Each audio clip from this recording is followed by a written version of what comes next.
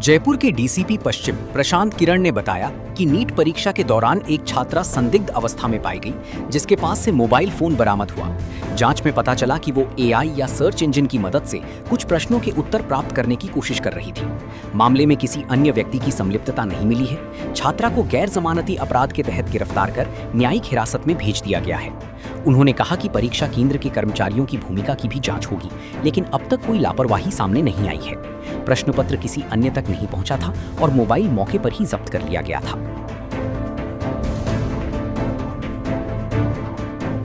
देखिए, ये छात्रा जो अपना बिंदायका थाना क्षेत्र में बिंदायका की सरकारी स्कूल है, वहाँ पर इनका सेंटर था और एग्ज़ाम के दौरान जो इन्विजिलेटर थी, उन्होंने इनको जब थोड़ी संदिग्ध स्थिति में देखा तो उनको चेक किया। चेक करने के बाद इनके पास से एक फ़ोन बरामद हुआ है। फ़ोन बरामद करने के बाद उन्होंने सूचना सेंटर सुपरिटेंडेंट को दी, जिससे मार्फत सूचना हमारे पास आई। सूचना प्राप्त होने पर जो पुलिस की टीम है वहाँ पर पहुँची और इस छात्रा से पूछताछ की गई और जो फ़ोन था उसका अवलोकन किया गया, इनके क्वेश्चन पेपर का अवलोकन किया गया। उसके दौरान ये सामने आया कि इनकी जो इंटेंशन था वो ये था कि ये फ़ोन को इस्तेमाल करके किसी एआई या सर्च इंजन के माध्यम से कुछ क्वेश्चंस के आंसर्स प्राप्त करके आंसर्स फिल करना चाह रही थी। इस पूरे मामले में किसी भी प्रकार की क्वेश्चन पेपर किसी दूसरे व्यक्ति को या इसमें किसी अन्य व्यक्ति की अभी तक क्योंकि फ़ोन हमारे पास ऑलरेडी आ गया था इन अनटैम्पर्ड कंडीशन, कोई ऐसी भूमिका सामने नहीं आई है।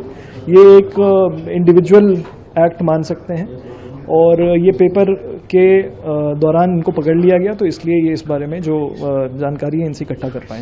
इनकी क्योंकि ये एक जो अपराध है ये section 310 of public examination unfair means act के अंतर्गत आता है, तो वो गैर जमानती अपराध है और इनको मौके से गिरफ्तार किया गया है। तो इनको मौके से दस्तयाब किया गया था, तो इनकी गिरफ्तारी डाल के इनको कोर्ट के समक्ष पेश किया गया, जहां से इनको जुडिशियल कस्टडी में भेजा गया है। देखिए, कई चीज़ें हैं जो हमारे सामने आई। पहला, क्योंकि 2 लेयर में सुरक्षा थी, तो पहली बार जब चेकिंग की गई इनकी, क्योंकि जो प्रिलिमिनरी फ्रिस्किंग थी वो पुलिस कर रही थी और जो गहनता से फ्रिस्किंग थी वो एनटीए के जो वहाँ पर लगाए गए लोग थे उनके द्वारा की जा रही थी। तो प्राइमरी फ्रिस्किंग में जब इनका बीप आया तो उनको एनटीए वालों के पास भेजा गया कि यहाँ पे, तो उन्होंने बताया था कि ब्रा का हुक है और जो ब्रा में वायर्स होते हैं उनकी वजह से बज रहा है और इनके कपड़े काफ़ी लूज थे, ऊपर के कपड़े काफ़ी लूज थे। फिर इनको अलग से उन लोगों ने भी चेक किया, तब भी इन्होंने यही बताया कि यहाँ पर जो है वो ब्रा का हुक है और एक तरह से आप बेनिफिट ऑफ डाउट देके इनको जो है अंदर एग्जाम में दाखिल करा दिया गया था।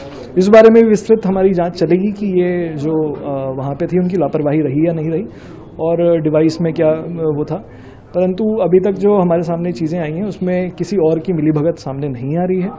एक डेस्परेट अटेम्प्ट किया गया एक छात्रा द्वारा इस एग्ज़ाम को पास करने का और उस डेस्परेशन में उन्होंने ये बेवकूफ़ी भरा कदम उठाया, जो कि एक इलीगल कदम है, इसलिए उनके खिलाफ मुकदमा दर्ज करके जो विधिक कार्रवाई है वो की जा रही है।